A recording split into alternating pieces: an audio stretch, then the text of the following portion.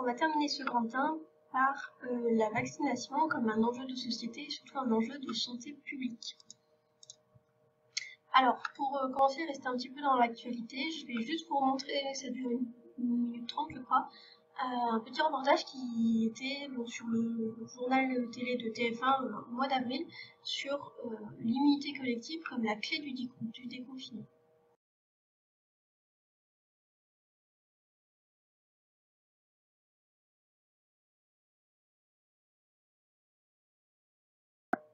Donc voilà, ce reportage est vraiment, c'est un reportage qui a été fait en avril, donc c'est vraiment d'actualité. Et vous voyez qu'en fait, dans cette épidémie au coronavirus, l'immunité collective acquise naturellement, c'est-à-dire l'immunité collective qui aurait été acquise parce que les gens auraient été malades, c'est quelque chose qui n'est pas envisageable car on aurait eu un nombre de morts qui serait extrêmement important et nos hôpitaux auraient été totalement débordés, sachant qu'ils ont déjà été en partie débordés avec notamment le confinement qui a permis de réduire un petit peu cette épidémie. Donc ce reportage nous montre aussi que si on ne peut pas avoir l'immunité collective de manière naturelle, c'est-à-dire en attendant que tout le monde soit contaminé, l'autre manière de l'avoir, c'est grâce à la vaccination. Et il y a bien immunité collective, ça veut dire qu'en fait la vaccination protège moi, mais protège aussi les autres. Donc pour bien comprendre ça, on va prendre un petit schéma. Donc je vous ai mis une planche de documents sur Edmodo pour ceux qui ont l'imprimante et qui souhaitent l'imprimer, sinon vous écoutez juste ça, on ne va pas s'embêter à refaire les petits bonhommes. Donc on a 3 cas. Dans le premier cas, en bleu, c'est les personnes qui sont non vaccinées en bonne santé, en jaune, vaccinées en bonne santé, et en rouge, non vaccinées qui sont malades. Premier cas, j'ai dans une population qui est totalement pas vaccinée, 2 personnes qui sont malades. Ça va entraîner quoi? Ça va entraîner que je vais avoir une grande partie de la population qui va tomber malade, car les 2 personnes vont en contaminer, qui vont alors en contaminer, etc., etc.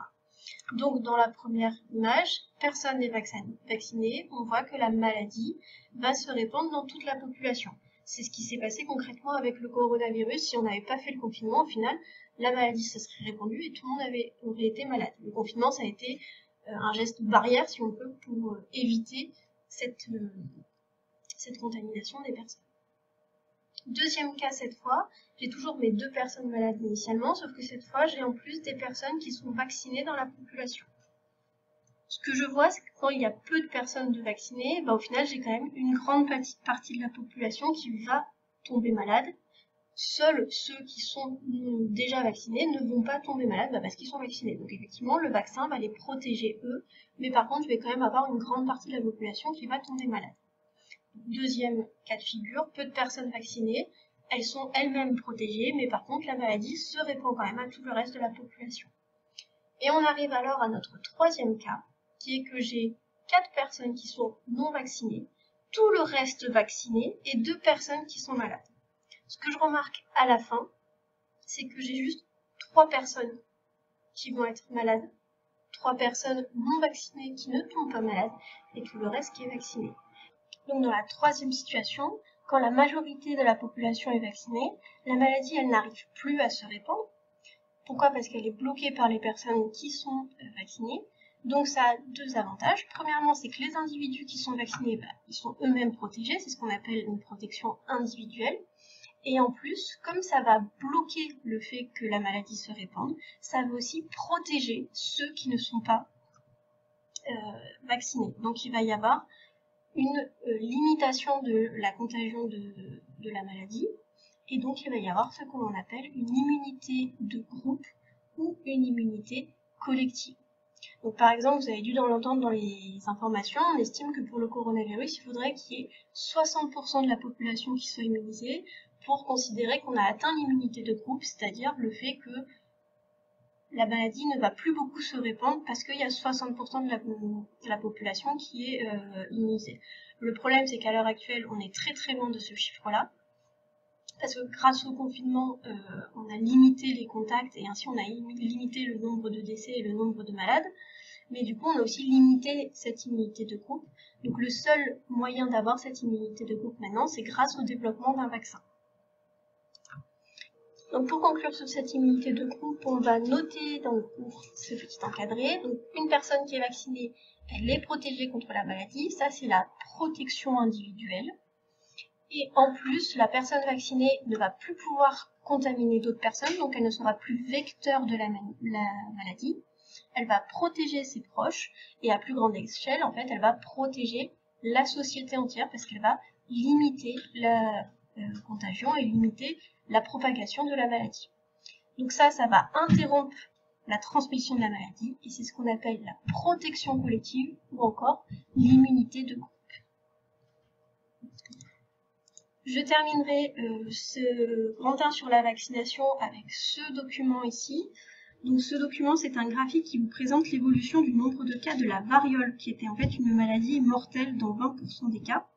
Donc c'est l'évolution du nombre de cas, vous l'avez en ordonnée, et après ici vous avez les années, donc le temps, en abscisse, donc c'est de 1920 à nos jours.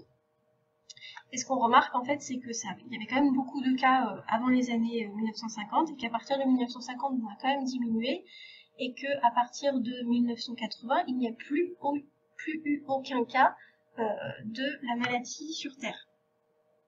Alors en fait, il faut savoir qu'en 1967, il y a eu une campagne de vaccination par l'OMS. Donc l'OMS a fait une très grosse campagne pour inciter les pays à vacciner de manière massive les populations. Et en fait, cette répercussion de la vaccination, on la voit ici.